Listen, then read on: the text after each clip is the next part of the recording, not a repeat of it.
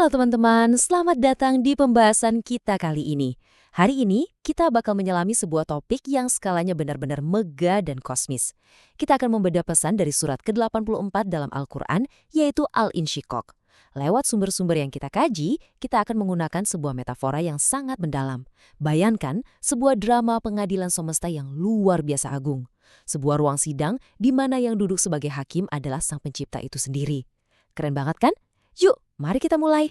Nah, untuk membedah topik ini, agenda kita hari ini bakal mengalir dari persiapan pengadilan semesta, terus berlanjut ke perjalanan menuju sang hakim, nasib dua golongan manusia, sumpah sang pencipta, vonis akhir sang hakim, dan pastinya ditutup dengan gimana sih persiapan menyambut pengadilan itu?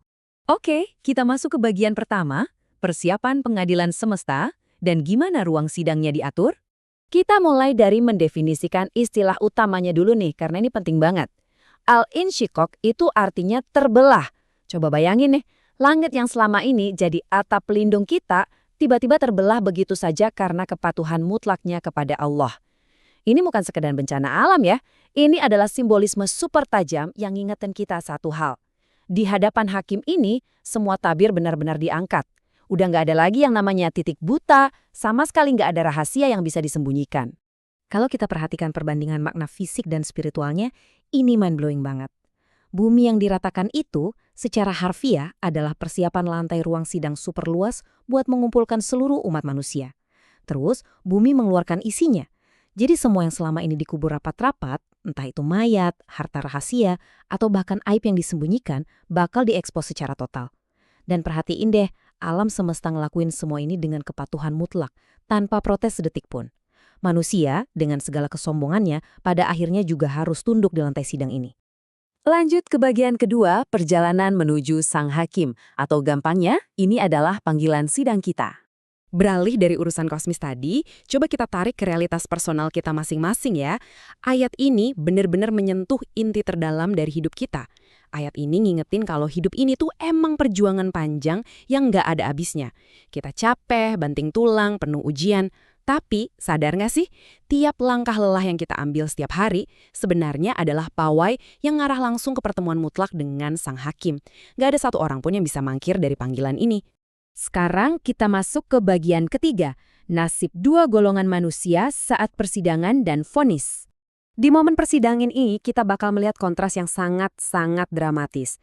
Penghakiman itu sebenarnya langsung jatuh seketika saat kita menerima buku catatan amal kita.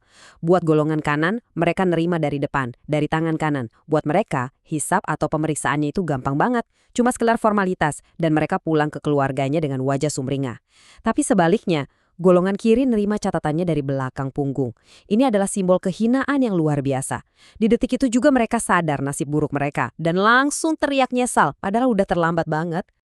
Terus, kalian mungkin nanya, kok bisa sih golongan kiri ini sampai gagal total?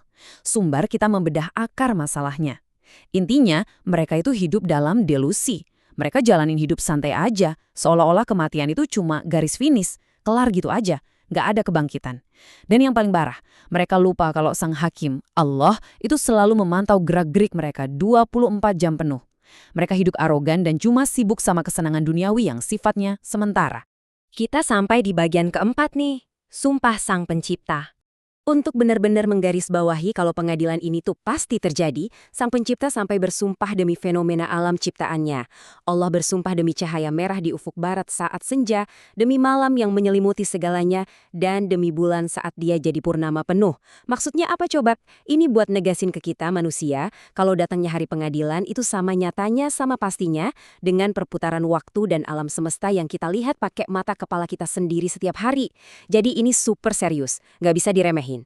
Semua sumpah alam semesta tadi itu mengarah ke satu realitas eksistensi kita, bahwa manusia itu akan melalui fase demi fase, tingkat demi tingkat. Kita ini nggak pernah berhenti di satu titik, dari janin, lahir, tumbuh dewasa, meninggal, sampai akhirnya dibangkitkan lagi buat berdiri di pengadilan semesta.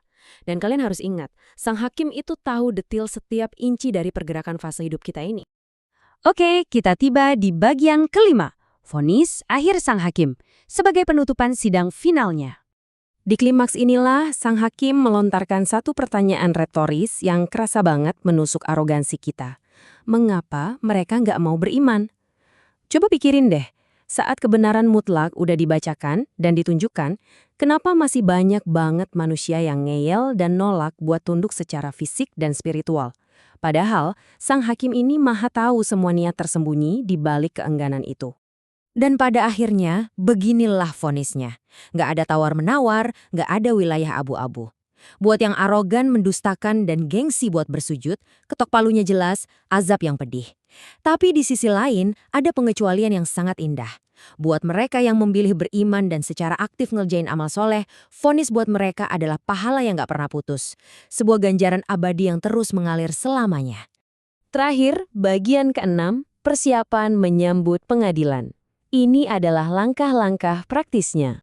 Setelah kita ngomongin teori dan teologinya, kita harus membumikan ini semua jadi aksi nyata. Anggap ini 5 strategi pertahanan spiritual kita. Pertama, tanamin kesadaran kalau kita bakal ketemu hakim. Mati itu bukan akhir.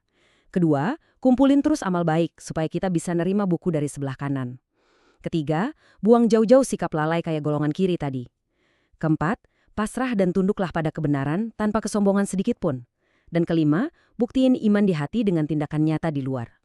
Kenapa ini harus sekarang? Karena begitu sidang dimulai, udah nggak ada lagi tuh yang namanya pengacara pembela atau sistem banding. Ini dia poin paling krusialnya. Ingat baik-baik ya, sang hakim di pengadilan ini tuh sama sekali nggak bisa disuap atau dipengaruhi oleh siapapun. Keputusannya murni 100% berdasarkan bukti-bukti kuat dari pekerjaan hidup kita sendiri. Dan kitalah yang lagi nulis dan ngumpulin bukti-bukti itu setiap hari. Sebagai penutup, saya mau ninggalin satu pertanyaan yang lumayan bikin merinding untuk kita renungin bareng-bareng. Karena tiap hari yang kita lewatin ini sebenarnya adalah langkah baru yang makin dekat ke Sang Hakim yang Maha Adil.